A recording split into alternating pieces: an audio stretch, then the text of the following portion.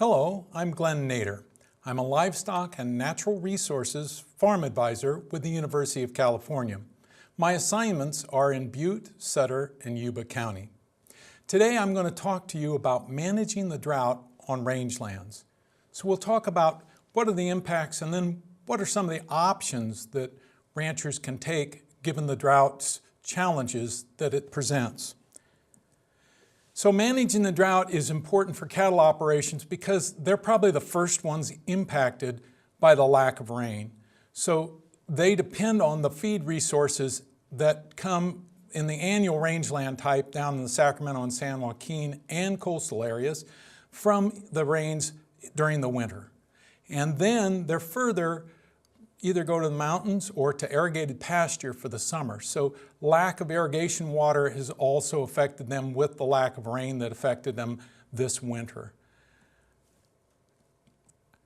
The real importance of any type of ranch is taking the best information to make decisions on, and hopefully with this presentation it'll give that background of information to make those decisions and be able to understand the consequence of those decisions. Though we must say that each ranch is unique, so there's no set bit of information that we can provide you with, not a plan for how you respond to the drought, but we can talk about those tools that you can use and vary on your ranch. Research was done by Leslie Roach here at UC Davis with about 140 ranchers looking at how they organized to address droughts in the past. And they looked at the fact that people used experience, and those that had gone through a drought or had successive generations on the ranch that could address drought survived much better, or it felt better about making those decisions because they had a frame of reference of this is how we did it last time and here's what happened. So that is helpful. Levels of education also help, and those help you set the management toolbox of what you can do, and then the kinds of goals you can set that are going to change because the weather and the lack of rain and those types of things are going to be dynamic also and keep changing, and that allows you to have a drought adaptation scheme. This is kind of some of the data that she had, that ranchers had in both a proactive and reactive style. So you can see that conservative stocking was 37%. In other words, people dropped the number of animals they were running per acre, and that was the first thing that one could do, or highest number of people said they did in a proactive. And incorporating rest or how they did a grazing system and how the animals worked or were allowed to graze a pasture was the second one. And then bringing in cow-calf and younger cattle called stockers is the third most used possibility. They also had grass stockpiling, where they've saved feed from previous years or from previous seasons that allowed them flexibility. If you look at the reactive, reducing herd sizes is the first thing that everybody goes to. 76%, 3/4 of everybody is saying that's one of the strategies they use in a reactive style. Purchasing feed is right up there also, and so that's one thing that people can consider as a way, is if it's not going to provide it by rain or irrigation, I'll purchase feed to get my cattle through this drought. Weaning early is a standard practice during droughts that's been used in previous droughts. And that we'll talk about a little more, but you can see almost 50% of the people said that's one of the things they look at. Renting additional pastures we'll talk about as a strategy, and even moving the animals to a non-drought location is another strategy. So this does give you kind of ideas of how other ranchers responded in previous droughts. And again, that was about over 400 ranchers put into this. Now, drought economics is probably the first thing to start at, because this is an impact to ranchers. And we stress that it's during these droughts, most ranchers will lose their equity, and they've built their equity up in their herd of cattle. And that's a working part of the operation. So maintaining that, or at least looking at how you maintain that equity, is important for being able to go through a drought. And coming up with a plan is important also. And that is got to look at short-term planning and also long-term. And for most ranchers, they're going to look at how can I get through this summer, and then how am I going to be able to get through next May or the next production season here in the annual rangeland type of California. So two types of goals or plans one has to put together in drought economics and keeping one's ability to sustain. Now, one thing we do realize, there's certainly the economic value to keeping the animals that you've raised on that operation.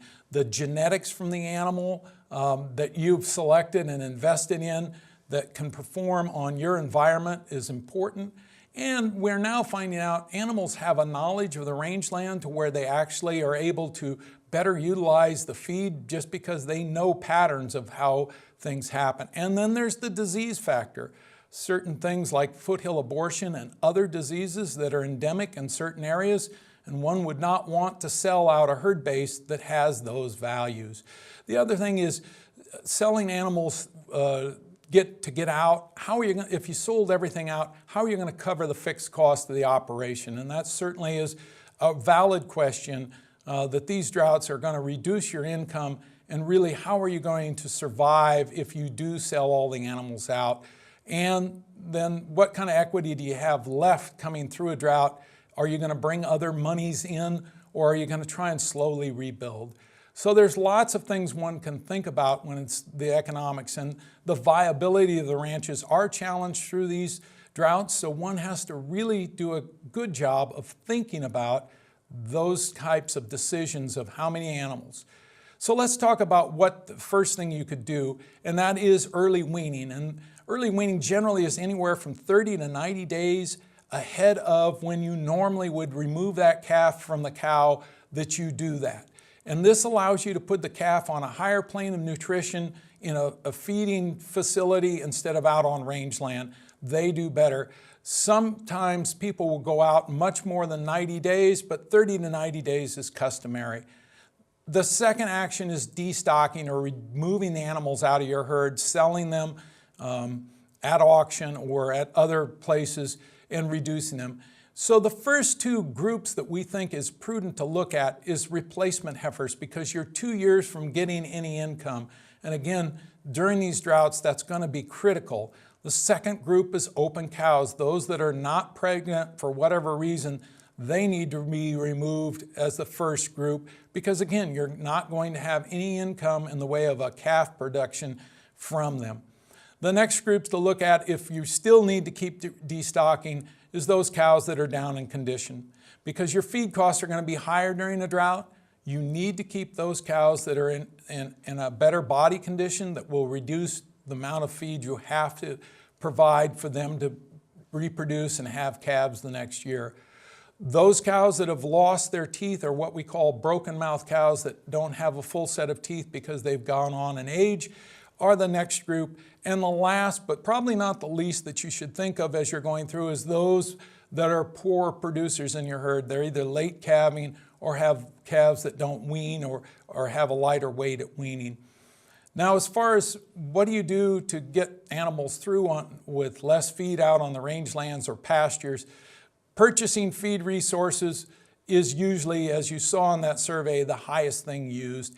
And you can either supplement hay out on the range, which is one strategy. If you have some biomass or feed left out there, it's actually more efficient to dry lot the animals.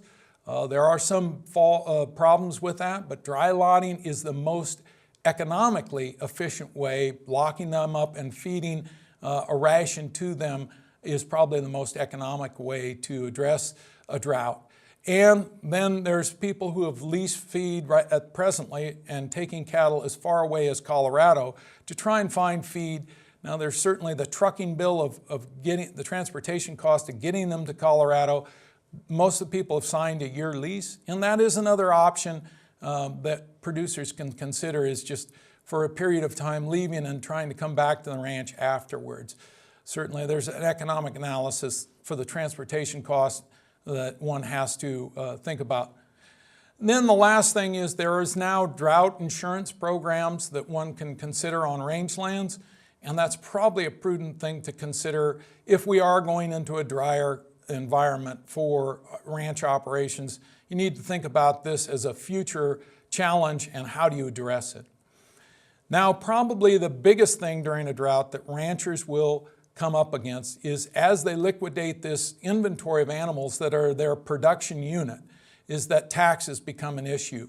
And you have the increased sales of drought that generally bring that equity portion you're trying to preserve is now subjected to taxes.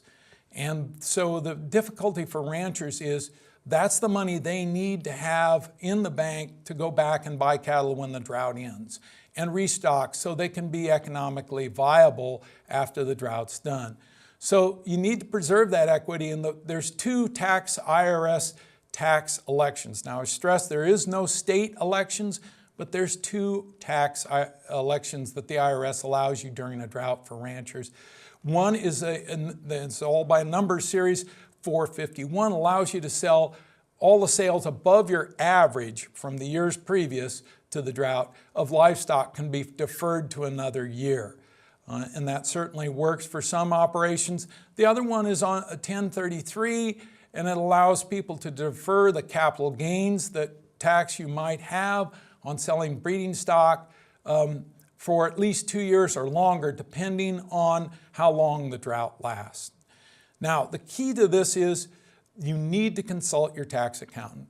It is important that you understand the tax burden you're going to share and how you're going to take these elections and how you're going to work. So it's imperative that you consult your tax accountant or professional to help you work through this. Now, I'll give you some ideas on what the requirements are so you have a sense of what you need to discuss with your accountant. First is the basic principle is that you've got to be predominantly in ag. Most people have said that's over 50% of your income. I think that's an area where you need to have a clear understanding with your accountant. That's a true understanding of that term. That is the term that IRS uses. Second, for this category, you have to have cash accounting. Third, you have to qualify, the producer's accounting must have been disaster declaration by the federal government to be able to use this election. And you actually can use this even though drought sales were prior to the declaration, you made those decisions to sell animals down. So that is one thing about it, that even though the declaration may come after you sell the animals, you're still qualified for this section. Now under 1033, again, you have to have principal income or principal business needs to be agriculture to be able to take this election. All taxpayers can use this. Cash or accrual accounting systems are allowed where the 451 was only cash systems. You have to establish your normal culling rate of breeding animals in the herd. Then that way you can say what's a normal 10% of the cows each year are removed from the herd because of age or other reasons. Then that allows you to establish a base. Anything above that is deferrable. So with deferring taxes, the real issue is for ranchers, realize that if you sell out, defer, you might sell out at $2,300 for a pair of animals, and given the way prices are, you might have to buy back in at $3,500. One needs to think that through before you sell the animals and take this election. So just kind of a forward thought of evaluation one needs to do. Are you going to get a loan to pay that differential that you need? Or are you going to take other equity that you have existent either in a bank account to reinvest in your cattle? So just another reminder of one thing you need to consider. Now, getting into the other things that droughts will challenge ranchers with, feed costs are the first and most important thing. So they need to be looked at intensely, either if you're leasing pasture for feed or if you're going to actually buy hay to feed your way through it. The question is, I'm always asked, how much can I spend? Well, that's really going to be up to you, and what is the value of maintaining that herd through a drought? How much can you afford to negative cash flow through a drought? And what are cattle prices and feed prices going to be? And those need to be carefully and probably not optimistically budgeted, but realistically budgeted so that you have a good feeling of that you can survive this drought by doing that. Key thing is to bring your lender along, because those people are going to help you make those decisions about loans and how much they're going to help you through a drought. The other thing is, when we talk about feeds, most people think about hays as a way to provide it, but here in the Sacramento Valley, we have rice bran, and it certainly is another thing that ranchers can use during a drought to allow their animals to get through. And that is actually when we take the brown rice and polish it to white rice, the bran is what we remove off of it. In the March period, this is the $160 to $200 was where the price range was per ton. But when you look at it, it's 14% protein, crude protein, and the energy levels are just below corn. So that gives you an idea that it is a very good energy provider, an excellent source of natural source of phosphorus, rivals many supplements in the sense of giving you almost 2% phosphorus. And here's the big thing, it has 13% fat. Now that is both good and bad. The bad part is if you feed over 20% of the ration of rice bran, it decreases fiber digestion, which is not good. So it's one of those things you can add as a small part of the ration, but not much more than 20%. The other thing is, during warm weather, it can go rancid. So it's one of those things you have to keep current and not buying ahead of. And you can work with either commodity brokers to purchase this or directly with the rice mills. Now, I have ranchers that have been using salt to limit the animals' intake so they don't have to go out and feed it each day, the animals. They can have them out on dry hay or dry rangeland or whatever and use this as an energy supplement for the animals. Most people will start 50% salt, 50% rice bran, and just a reminder, and then work down from there. A reminder is, as you add salt to the diet, you're going to increase water consumption. So you just need to make sure there's a large amount of water for these animals when you're doing a salt, but it saves on labor. So it's just another way. Almond hulls, because of the large increase in almond acreage in California, almond hulls are another thing that people can use to feed through a drought. And they are variable in what you get. You might get mostly almond hulls. You might get some with almond shell, which isn't as digestible as almond hulls. So there's two parts of the almond that you will see. You hope you get mostly almond hulls, which are good feed, not almond shell or twigs or other things that are lower in digestibility. If you get mostly almond hulls, there's not a lot of protein in it, 4.2 or around 4% protein. So it's not going to provide that much to the cow. Most cows that are not lactating and are providing milk require around 7%. So you can see this wouldn't meet their needs. Energy-wise, it is lower than corn by about a third, but it still provides pretty good energy. So it's another form of energy. It's a roughage kind of feed. And again, at $135 to $140 in the March market here. So it's just another thing to think about. Rice straw has been one of the things that cattle ranchers have looked at to get through droughts, and so it is certainly one you can look at. We suggest that you think about laboratory testing. Take samples, have them run by a laboratory. We've set up minimum criteria given what we've done in the way of research. We think you can meet these criteria, or a third, as you can see, a third of our samples met this criteria of around 4.5% protein, and acid detergent fiber, which we call ADF as an acronym, 50% or lower, because as the number for acid detergent fiber goes higher, that means it's less digestible by the animal. So it's kind of inverse to what we mostly think of. The rice industry has actually set up a rice straw website that you can actually go to. This is the URL, and they actually list who has rice straw for sale. Here's some of the data that we have on rice straw, and you can see this is the crude protein, varies anywhere from 2% to 7%, almost 7%. And it varied by the year. So the real story here is test it, because you don't know what you're getting. If you buy rice straw, it could be a good experience or a bad experience. You need to test it so you can predict what kind of experience you're going to have instead of just buying it and hoping for the best. This is acid detergent fiber, and as I said, As it gets higher, then it's less digestible. So you can see there's quite a few of the samples that are very digestible down near the like bad quality oat hay in that 40, 45%. But then once we get up over 50, really, I kiddingly say those samples ought to be used by Caltrans for erosion control, not fed to cows. So again, it's imperative that you test to know what you get. We do have an online publication that tells you more information about feeding straw that can help you through a drought, and that's an 18-page publication that is online. Now I want to show in this picture, we show 3 different kinds of rice straws that you can see here. This rice straw here is called rice strawage, which is baled right behind the harvester at about 50 to 60% moisture, and it's like silage, it's covered with a tarp, and we have found that it greatly increases intake and digestibility of the rice straw. Something happens to rice straw as it dries, and we haven't been able to, after 10 years of research, to define what that is, but it dramatically drops the digestibility.